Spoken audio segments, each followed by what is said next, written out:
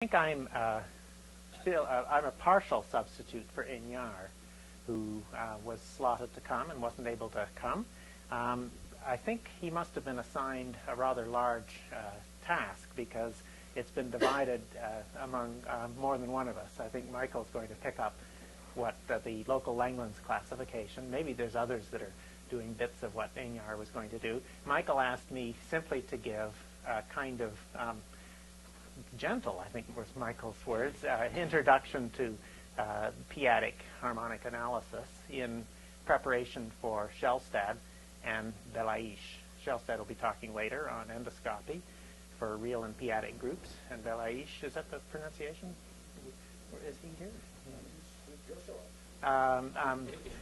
Anyway, he's talking on the trace formula for compact quotient tomorrow. So this is meant to be sort of an introduction to that. I haven't really prepared terribly carefully, but I hope to try to make it informal and just to try to give us a little bit of an elementary sense of what one is looking at for p-adic harmonic analysis. I might as well,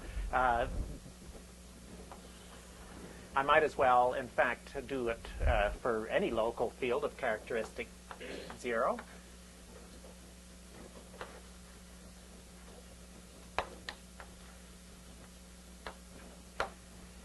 And so, of course, typical cases are the reals or the p-adics. And G will be a connected reductive algebraic group over F.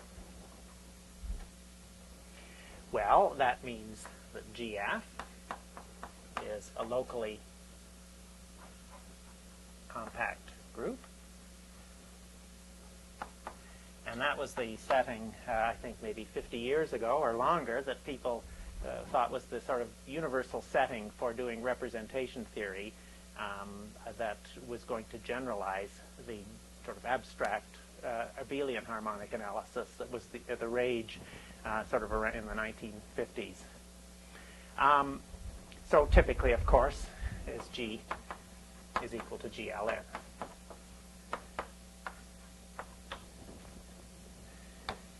So I guess, as I understand it, it's been articulated before that the role of this meeting, the next 2 weeks, is to try to, because there's a lot of progress happening on many different fronts. The idea is to try to have two schools, a sort of automorphic, sort of analytic automorphic forms people, and number theorists, particularly sort of p-adic valued representation theory and number theory, to try to understand each other, because there's probably huge amounts of gains to be made by doing that. From my perspective, there's huge numbers of things that gaps that I have in number theory. I think, to me, maybe the biggest gap, although maybe not among the experts here, but perhaps one of the biggest gaps for number theorists in sort of coming to general automorphic forms is possibly just the language of algebraic groups. And it really, it is just a language. It's not, I would say, it's not sort of, as it's used in automorphic forms, it's not an end in itself. But what makes it, I think, very beautiful is that it's complicated enough that there are many, many examples of reductive algebraic groups, but it's simple enough that you can classify them, and perhaps that's something that's not always appreciated. I don't know whether I should just say something, but the classification of reductive algebraic groups over a local or a global field proceeds in several steps. You have complex semisimple Lie algebras.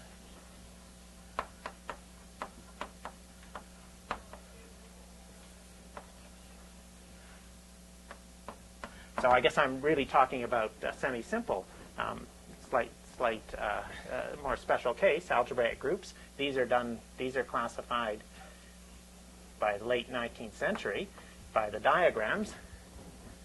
Dink and Coxeter diagrams. And then it's a slight step to go from there to, so this is the same thing as classifying complex, simply connected algebraic groups. And to get complex reductive groups,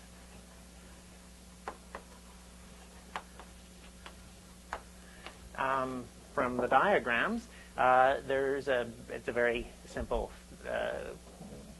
procedure. You just have to look at the fundamental group, or rather the center of the simply connected complex group with a given diagram. That's a little finite abelian group, which can be described, in fact, in terms of the diagram. And it's subgroups of this that characterize the groups with a given diagram. That is the same thing by Chevalley as split groups over F.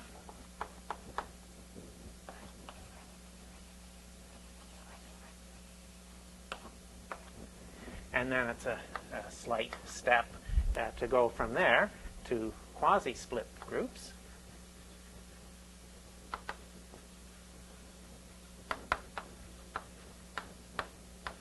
Over F. And that's Galois twistings.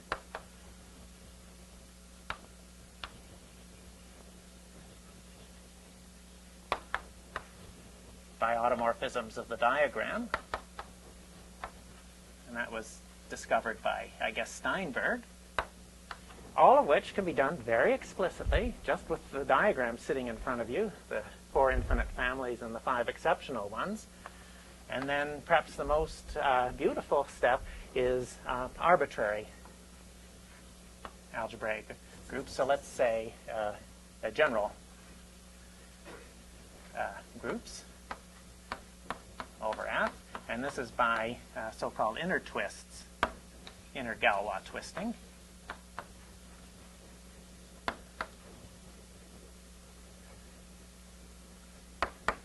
Of quasi-split groups that you get there from split groups, which you have over here. And it's just that, so Galois inner twists is basically the Galois cohomology of H1 with coefficients in the adjoint group, which is you get over here. And that is given, that requires, for over local and global fields, that requires, I think it would be fair to say that it requires the full force of class field theory.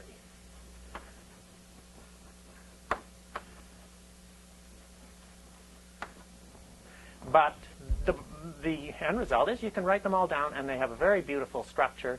One doesn't need to write them all down in doing automorphic forms, but to me it seems, I think, if one has that in mind, that when these objects you're working with are your friends, they're not enemies, they're your friends. You can, if you wanted to, you could look them up or figure out how to classify them, and you can have your way with them. So, I mean, it's just a little, if you just have confidence that we can deal with them, maybe that helps to work in the language of them.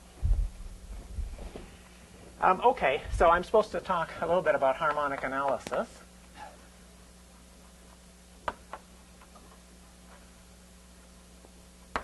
On GF, this locally compact group.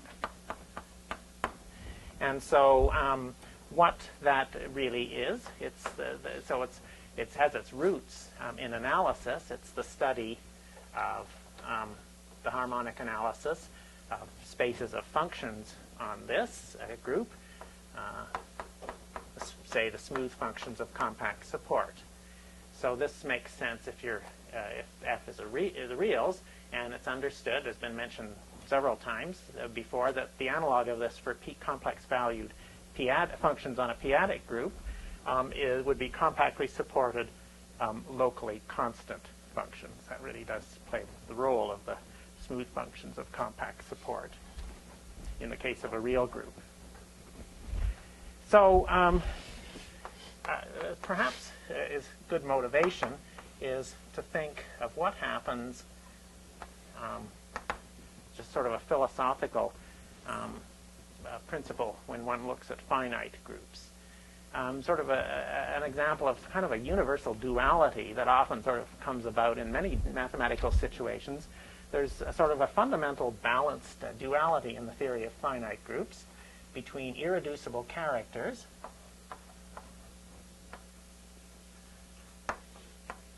and conjugacy classes.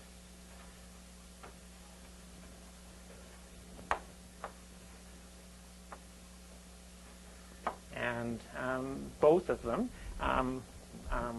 the characteristic function of a conjugacy class or the character of an irreducible representation, either of those two things give you a basis, two different and very interestingly related bases.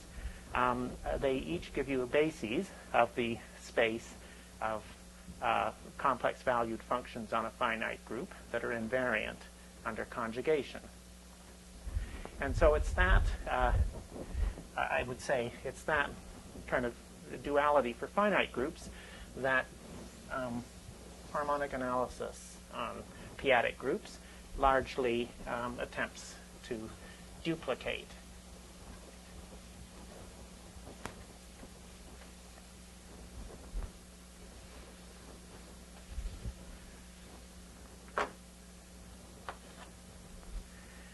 Well, conjugacy classes. What about conjugacy classes?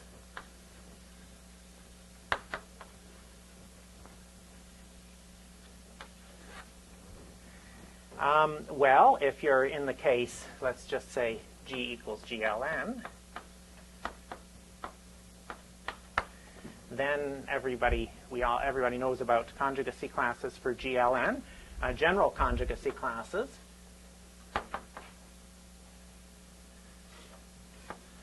are given by Jordan normal form. I guess that's really over the algebraic closure, or rational canonical form over an arbitrary field.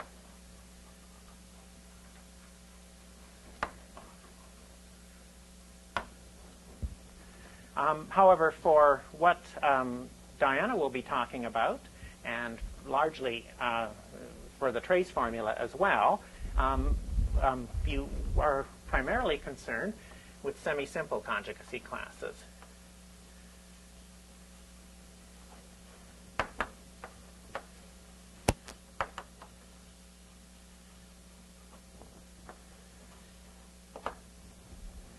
So those are given. The semisimple conjugacy class, of course, is one which can be diagonalized over the complex numbers, and those are given.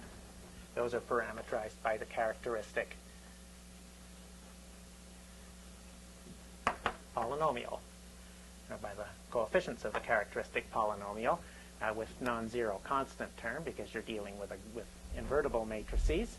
And if you want them to be rational conjugacy classes, you'd ask for coefficients over F. So those are the semisimple conjugacy classes in GLN, and the regular, really more than just semisimple, it's the regular conjugacy classes, are really slightly more generally, although they're the same for GLN, are the strongly regular semisimple classes. And those are parameterized by characteristic polynomials with distinct roots.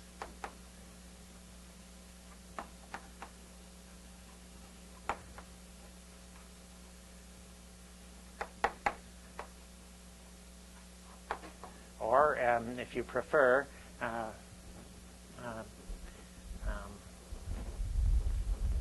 characteristic polynomials for which the discriminant is non-zero.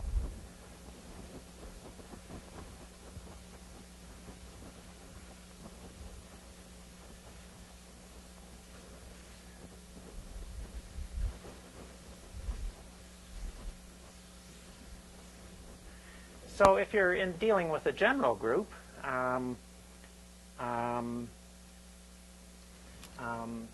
semisimple conjugacy classes, so gamma semisimple, so general group.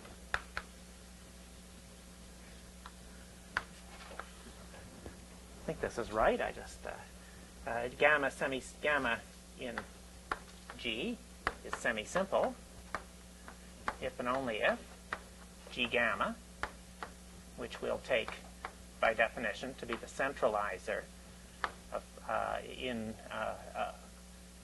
of gamma in G, that is reductive, a reductive subgroup.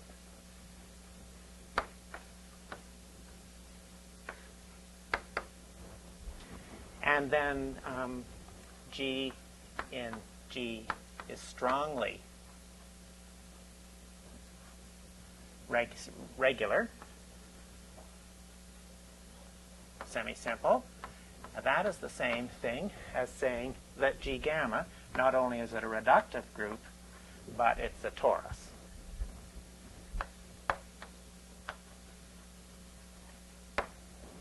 In G. And then we can write G regular. I'll write just regular, but say for strong. So a regular element is one slightly weaker whose centralizer is a disconnected group whose connected component is a torus. So it could allow for a couple of connected components. But it's really the strongly regular ones on which Shellstad's and Langland's theory of endoscopy is based. So I'm going to write G regular for the set of regular elements, strongly regular elements in G. And so this is an open, dense subset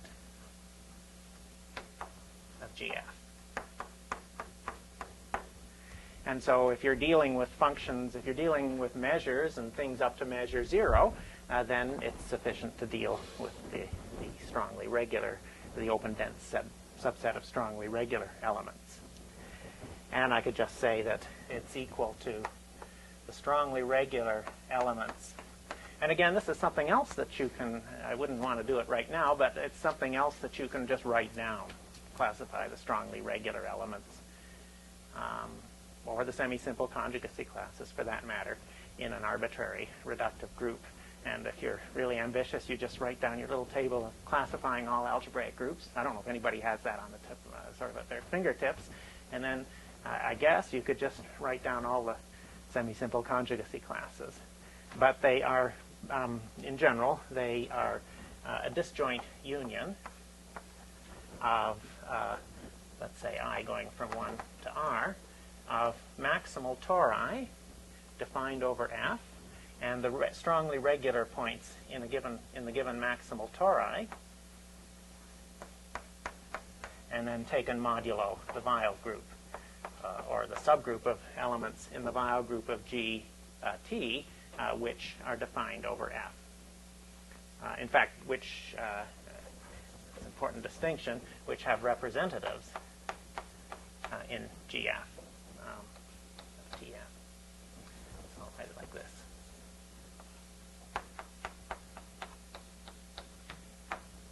Just mention in Wolfsburg there is the asterisk law. It works these out, and also the stable conjugacy class and the stable conjugacy for at least for symplectic and orthogonal groups in very explicit terms. Okay, all right, okay. So that's yes, and so here the TI, these are a set of representatives.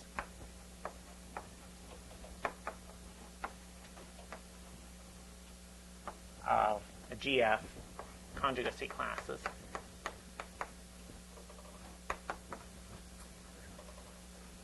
Of maximal tori.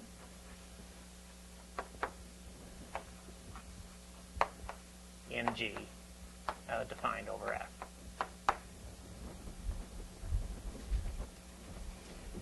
All right. That's sort of the general structure of conjugacy classes.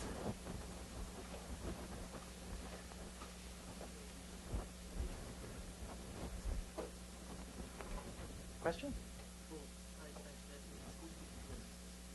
Oh, did I not say? Yes, I beg your pardon. This is conjugacy classes, sorry.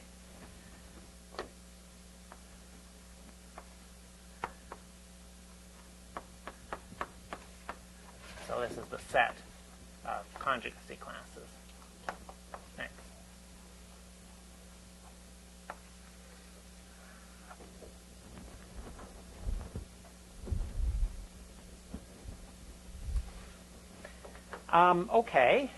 So what about characters? Well, again, I would say if algebraic groups is sort of one stumbling block for working sort of in the general, the general theory of automorphic forms, more particularly the theory of endoscopy, which Diana will be talking about, and I guess the trace formula, and a more specialized stumbling block, just a different way of thinking, is the notion of a character for one of these groups.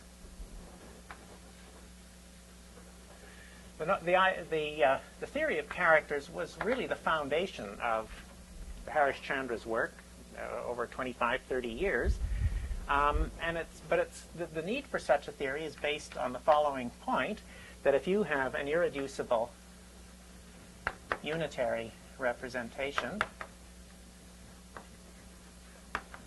of GF, GF is typically non-compact, and in that case, pi is typically infinite dimensional.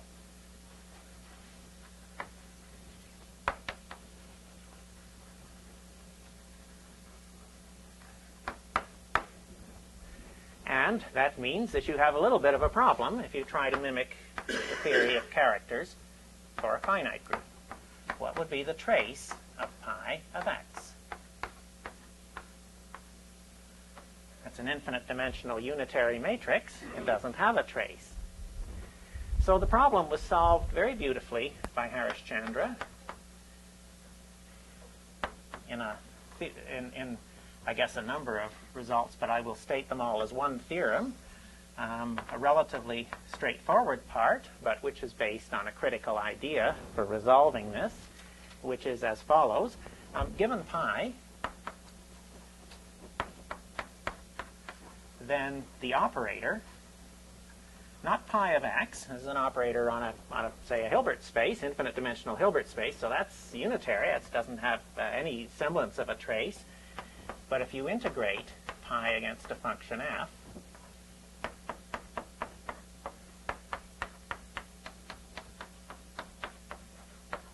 this would be a function in our space here of smooth functions of compact support.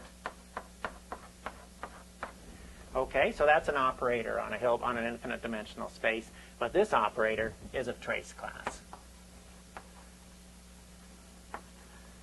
So this is a little notion that analysts, operator theorists use all the time. Doesn't really come up too much in what number theorists do, but in any case, it's an operator for which the trace has a well-defined meaning, independent of how you choose a basis, and moreover, the mapping, which actually takes the trace, so f to the trace of pi of f.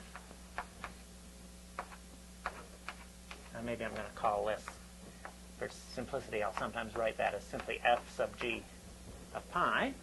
This is for a test function, that this is a distribution.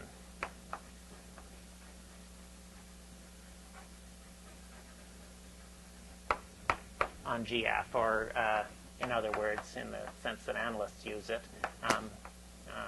is continuous in the natural topology on this space. So that's the easy part of the theorem, but it's the idea, it contains the idea that got over this difficulty.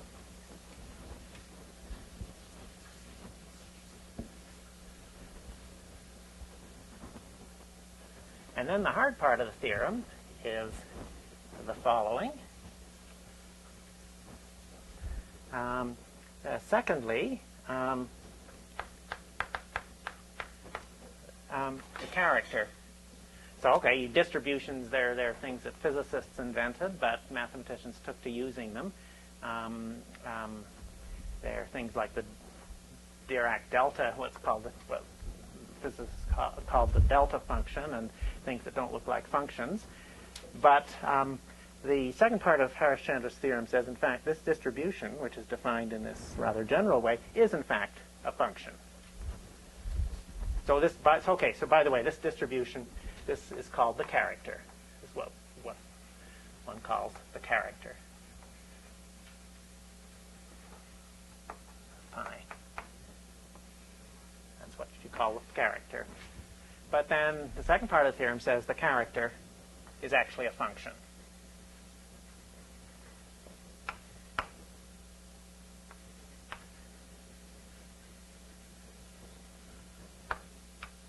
Even though you cannot define the function directly by taking the trace of this matrix. So in other words, there exists a locally integrable function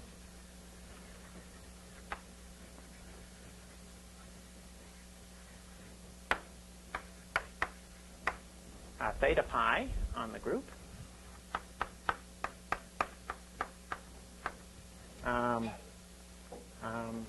which actually it's part of what's sort of interesting about this is that it has some complicated singularities, but its restriction to the regular or strongly regular set is whose restriction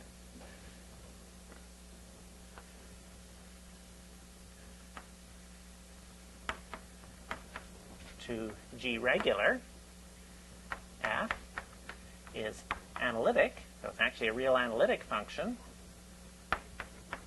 if f is equal to r, or locally constant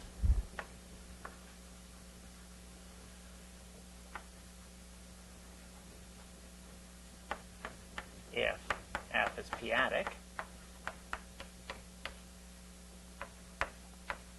such that the character, a trace of pi of f, is equal to the integral of the test function f against this locally integrable function theta pi of x. So it's just like the theory of finite groups. You end up, so you can either call this distribution the character, or you can call this locally integrable function the character of pi.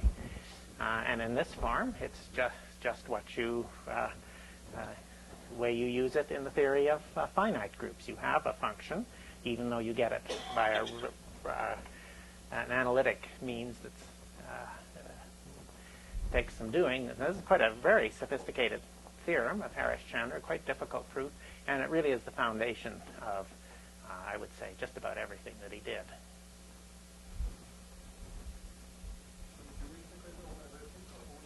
It doesn't matter because the regular elements are dense, but it wouldn't do if it blew up and was not integrable.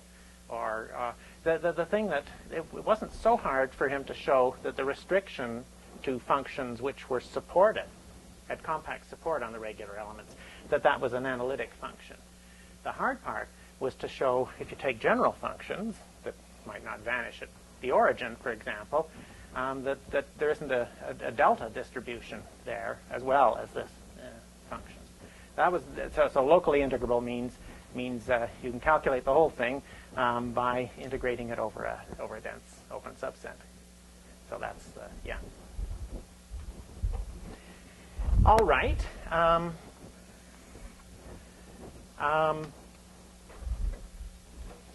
So I just observe that by definition,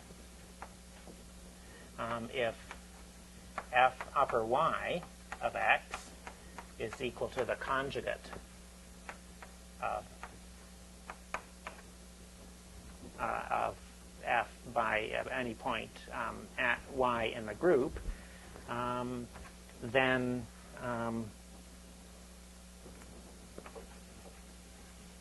the trace of pi of f upper y, because this trace class notion, because it has all the properties that trace of finite dimensional matrices have, the trace of a conjugate of an operator of trace class is equal to the trace of the operator itself. So you've got a conjugate of y that ends up being a conjugate of pi of f by pi y to the minus 1. And so that ends up being the same as the trace of pi of f. So the character is invariant under conjugation of the test function by y. And so one uses a special word for distributions that have this property, i.e. The distribution f goes to fg of pi, or the trace pi of f, is an invariant distribution.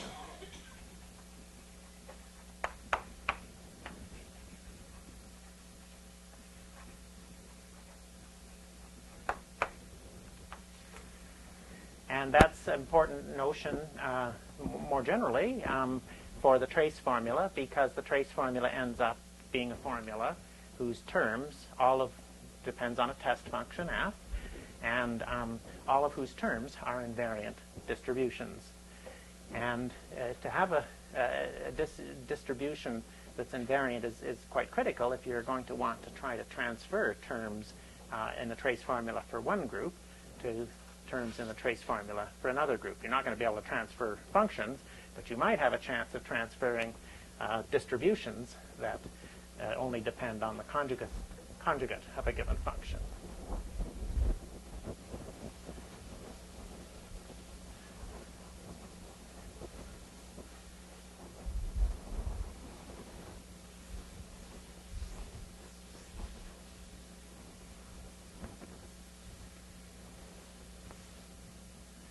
Well, another consequence of this, so the character in this distributional sense is an invariant distribution, but of course this also implies that the character as a function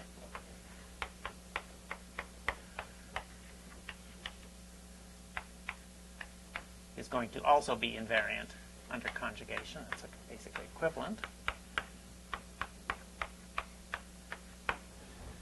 So the character as a function gets more interesting because it's not a function on the, you don't have to think of it as a function on the whole group. You can think of it as a function only on these semi-simple conjugacy classes, which we can write down.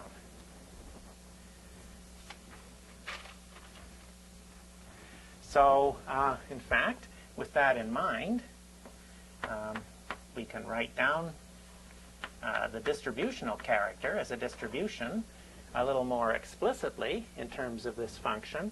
We can write it, so this is the integral over, so I'm going to restrict it to the regular set because I know I can do that because this is a locally integrable function.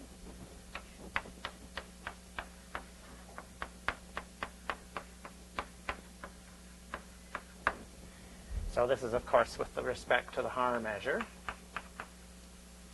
or a Haar measure, determined up to scalar multiples on the group. And there's a basic formula for the Haar measure on a group like this. There's a decomposition formula which expresses the Haar measure in terms of the decomposition of a group into spaces of two variables, one variable parameterizing the conjugacy classes, and the other variable parameterizing so one variable parameterizes simply the set of conjugacy classes, and the other variable parameterizes the given points, the points in a given conjugacy class. Sort of, I guess it's called a radial variable. So you have kind of conjugacy classes and then radial variables. And each of those, because the radial variable on a conjugacy class of a strongly regular element can really be identified with G modulo the torus, the centralizer. And there's a Haar measure on that, an invariant measure on the quotient. And there's invariant measures on these tori as well. And so there's a formula due to Weil, which expresses the Haar measure on the group in terms of the product of the Haar measures on those two variables in that decomposition. And it takes the form, some I going from 1 to I of the Weil group.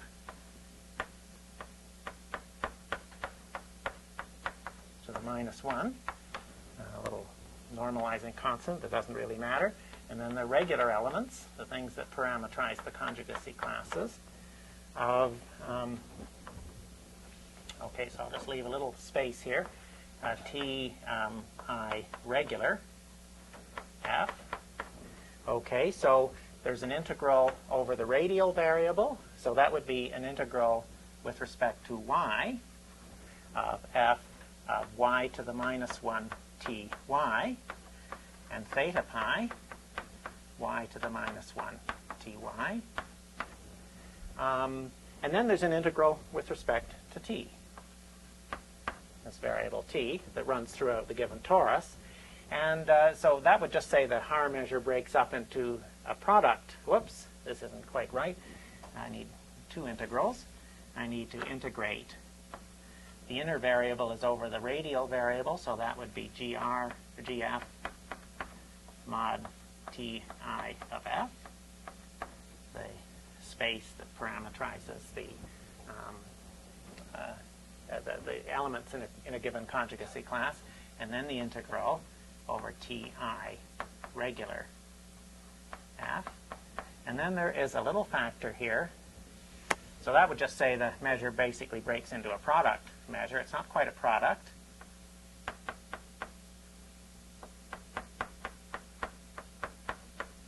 There's a factor here, which in the case of gln is just the discriminant of the characteristic polynomial. And in general, it's known as the Weil discriminant.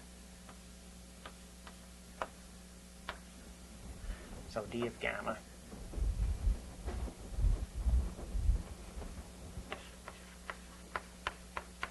It's easy to write down. I won't do it, but that's the Weil discriminant for a general group. So this is the Weil integration formula. Oh, yes, thanks. What do we call this? We'll call this T, say. Sorry? Yes, it should be. So the integral over Ti regular, yeah, Weil discriminant squared. And I wrote gamma again. Sorry about that. D of t. So this is the Weil integration formula.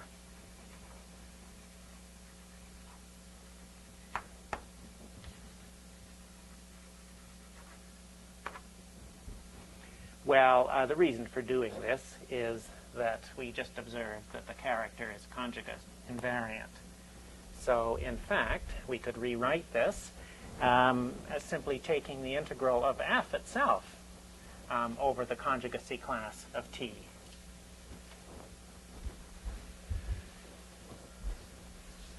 And it's customary, so you're going to end up with an integral over t of a product of two functions, one the character, and the other the function obtained from the test function by simply integrating it over the elements in the given conjugacy class.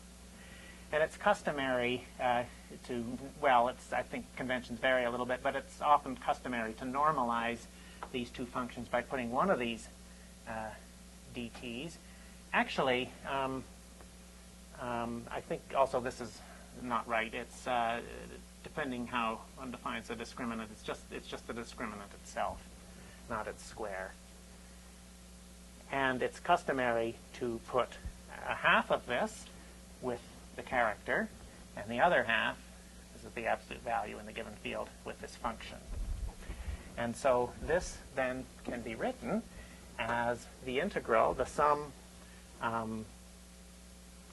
I going from 1 to r of the normalized by the Weil groups, gf ti to the minus 1, the integral over ti regular of f, and then a product of these two functions, one of which I'm going to write as fg of t, and the other I'm going to write it as phi sub pi of t dt, where f sub g of t is simply a normalization by the square root of the discriminant, but then the integral over gf modulo ti of f of y to the minus 1 ty dy, and the other one, v sub pi, is simply the product of d t to the 1/2 with the character. So I suppose we could call this the normalized character.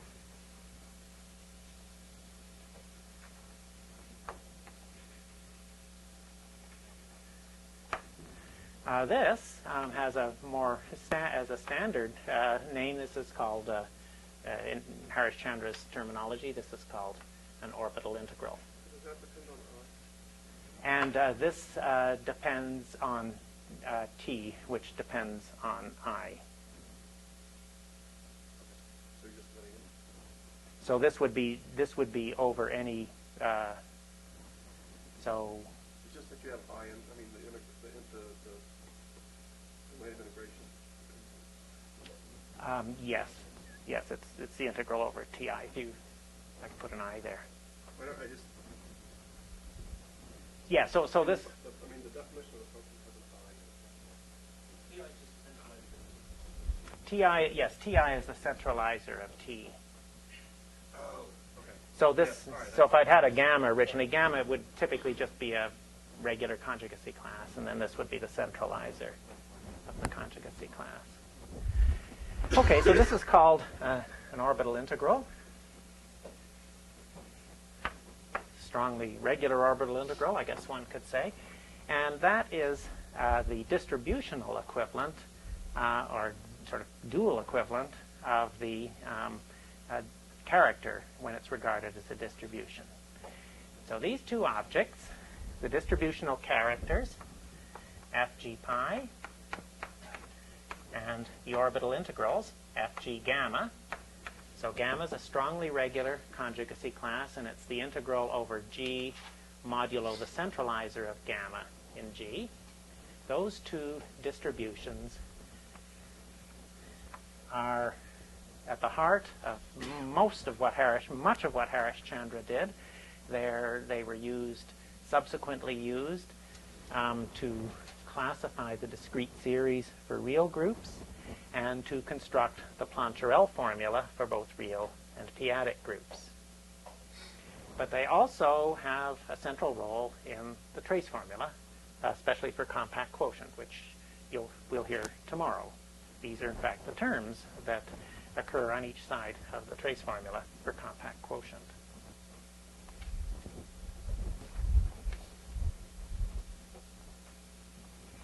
So I should maybe say just a few informal remarks about characters.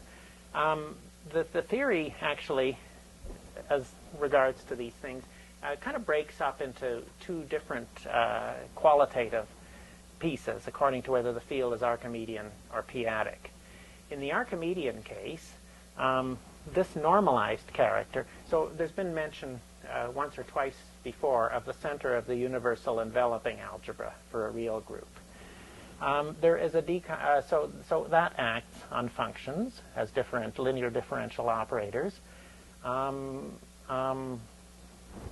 It would act on this function, at least on its restriction to the strongly regular elements.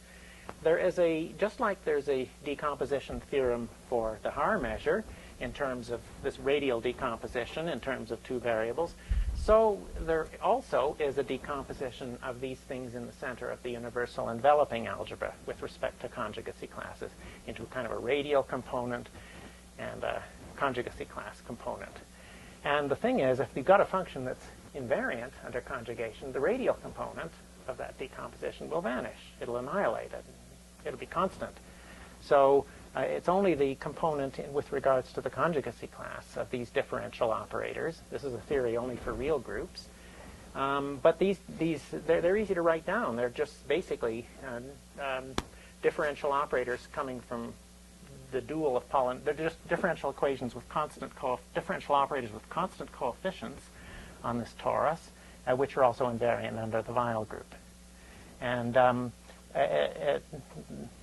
these differential operators, because the character satisfies something analogous to Schur's lemma, it's an invariant distribution under the action of the center of the universal enveloping algebra. That means that this normalized character is also, an eigen. The original character is an eigendistribution under the action of the center of the universal enveloping algebra. That means, as a function of t in a torus, that this thing is an eigendistribution or an eigenfunction of these very simple differential operators of constant coefficients. And so for real groups, it means that that's why you normalize it. The radial decomposition, the components of the center of the universal enveloping algebra break up very nicely when you normalize it with this Weyl discriminant. And then this thing is basically an eigenfunction of these differential operators, these constant coefficient differential operators on the maximal tori that are invariant under the Weyl group. And it means that on any connected component of the regular, strongly regular set, this thing has a very simple formula. It's just qualitatively simple. It's just a linear combination of exponentials with respect to a given parameter, with respect to an orbit of the Weyl group, under the Weyl group in the dual of the Lie algebra of the maximal torus. Now, it's simple and complicated because there's many different connected components in even one torus in the regular elements, because after all, that's just an open dense subset. There's many different components and there's many different tori. So there's many different such formulas. And one of the things that Harish-Chandra was able to do was to kind of match up how they behaved as you cross the singular hyperplanes. He also showed for real groups that so it's kind of a dual behavior of these orbital integrals. They're defined only on an open dense set. They're smooth in gamma and on this open dense set. But as you approach things which are not regular, they acquire singularities. But for real groups, Harish-Chandra characterized the singularities completely, both for orbital integrals and for characters. And that was an important part of his classification of the discrete series and his proof of the Plancherel formula. But we'll see from what Schallstad is doing that the theory of endoscopy for real groups, which is where it started, picks up right away from these things that Harish-Chandra had discovered regarding orbital integrals and their singularities, and the explicit formulas for characters on the regular set and the singularities that they acquire across the singular hypersurfaces. Okay, that's real groups. P-adic groups, one of the reasons P-adic groups is much more difficult is there doesn't seem to be, there's no differential equations. You're talking about complex valued functions on a totally disconnected space. There's no differential equations, and there seems to be no really formula anything like as simple as the formula for characters of real groups for p-adic characters. It's locally constant, but that's about it. And then the singularities, there's an important qualitative description of the singularities of both the characters and orbital integrals for p-adic groups as you cross the singular hyperplanes, and it's known as at least half of it for orbital integrals. It's known as the Schleike-Germ expansion, and there's a similar expansion for characters. So a pretty and a nice qualitative description of the singularities, but nothing like an explicit formula for characters.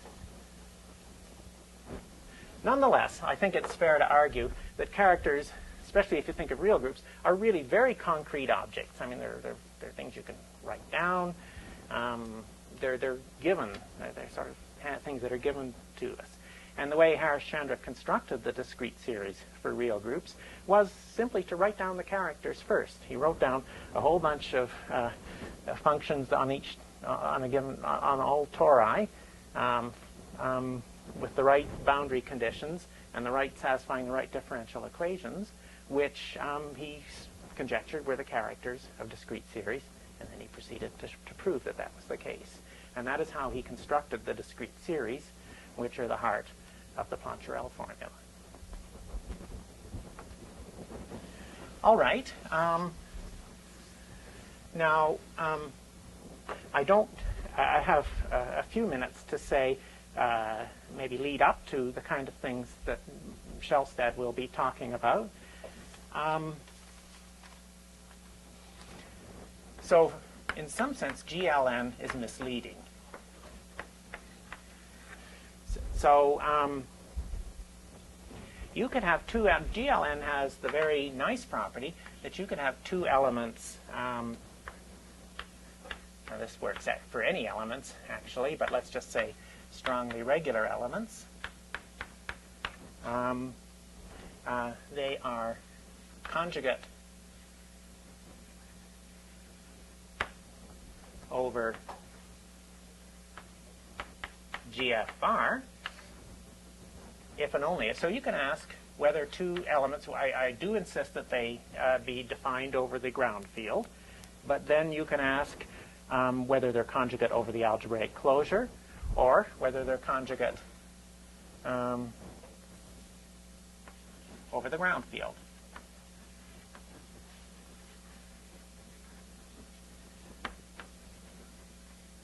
And for GLN, well, I guess because we know these decompositions, the Jordan or rational canonical form, we know that those two kinds of conjugacy are the same. This would be, on the surface, would look like a weaker equivalence relation. And indeed, for just about any other group, it is weaker. This is not true for other groups.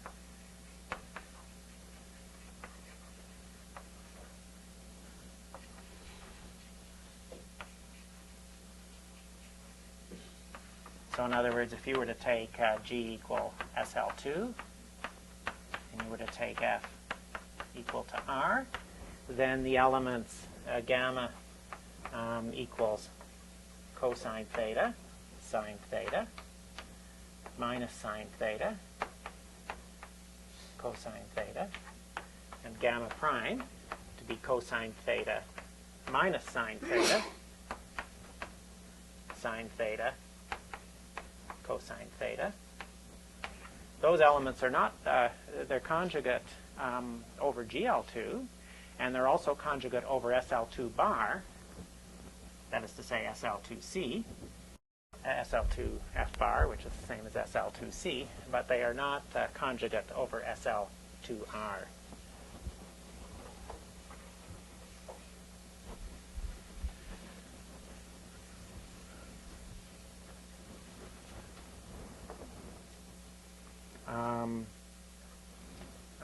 These are conjugate over SL2C, but not over SL2R. And so the name for this weaker equivalence relation, which we really only understand and perhaps in some sense only need at this point for the strongly regular elements, this conjugacy over the algebraic closure, is called stable conjugacy. It really is a genuinely weaker equivalence relation than honest conjugacy over the field itself. So in other words, stable conjugacy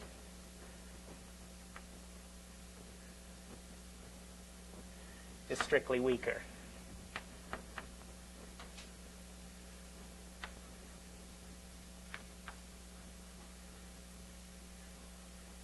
Than conjugacy.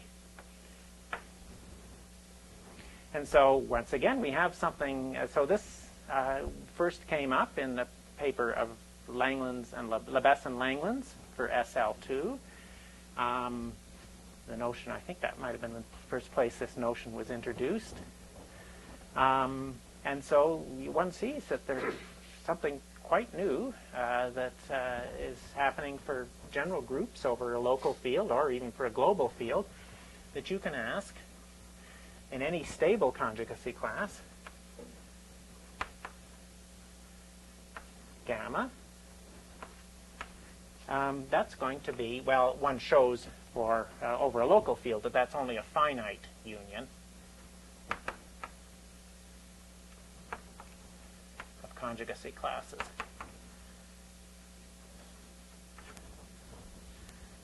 So you have this weaker equivalence relation, and if we're thinking that conjugacy classes are in some sense dual to irreducible characters, then there's going to have to be some kind of dual weaker relation than just the simple equivalence of representations, and this, of course, is what came to be known as L packets of irreducible representations.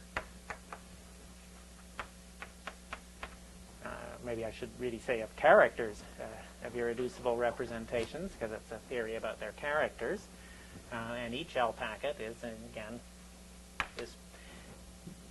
was shown in the theory to be a finite union of ordinary equivalence classes.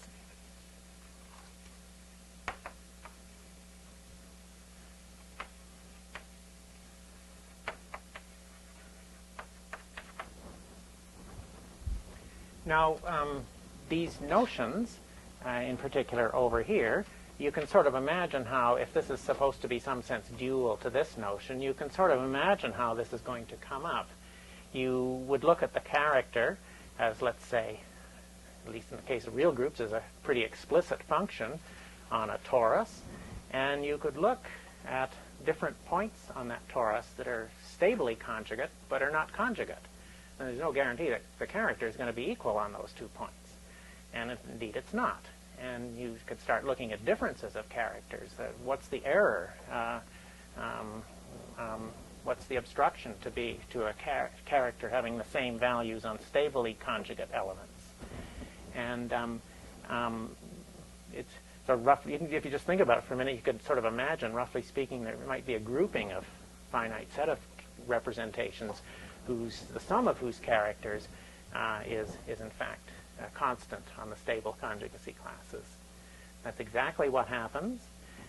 Again, the dual notion over here is an orbital integral isn't going to be the same on 2 different, of course it depends only on the conjugacy class of gamma, but if you take a stable, something stably conjugate to gamma, the orbital integral is not going to be the same. And you can imagine grouping linear combinations of orbital integrals over the different conjugacy classes in a stable conjugacy class. And indeed, the sum of, just simply the simple sum of such orbital integrals over the conjugacy classes in a stable conjugacy class then is invariant on the stable conjugacy class, and that's known as the stable orbital integral of gamma. So I just run out of time, but just informally speaking, the problem with the trace formula is you want to transfer the terms in the trace formula, which are orbital integrals and characters. You want to be able to prove reciprocity laws between the characters on different groups. So you want to be able to, you think of the orbital integrals as something you know, and you perhaps would like to relate orbital integrals on different groups. Perhaps groups for which you can relate their conjugacy classes, like a quaternion, the multiplicative group of a quaternion algebra and GL2. The conjugacy classes in each case are parameterized by the characteristic polynomial. So there's a bijection between the conjugacy classes. And similar things occur for many other pairs of groups. But they're all determined by analogs of the characteristic polynomial. They're given by sort of invariant. They're given by algebraic geometry. They're given by coordinates of the conjugacy classes, and all of those are geometric. You don't parameterize related conjugacy classes on different groups over GF. The best you can do is over GF bar. And it's for that reason that if you want to be able to compare trace formulas on different groups, you better have the terms in the trace formula being stably invariant distributions. That is to say, depend only on the stable orbital integrals, not just invariant distributions. And so that the point of the theory of endoscopy is to figure out how the failure, the extent of the failure of an orbital integral to be a stably invariant distribution. And in fact, what Shellstad does for real groups is to show that to find the error for the obstruction for an orbital integral to be a stably invariant distribution, and then expresses that obstruction in terms of a stable orbital integral on some smaller group. And that's what is known as an endoscopic group, and that's exactly the context in which they arise. And it does allow you, in the end, to transfer, even though these are not stably invariant distributions, it allows you to transfer them between different groups where you would like to prove reciprocity loss. So, thank you.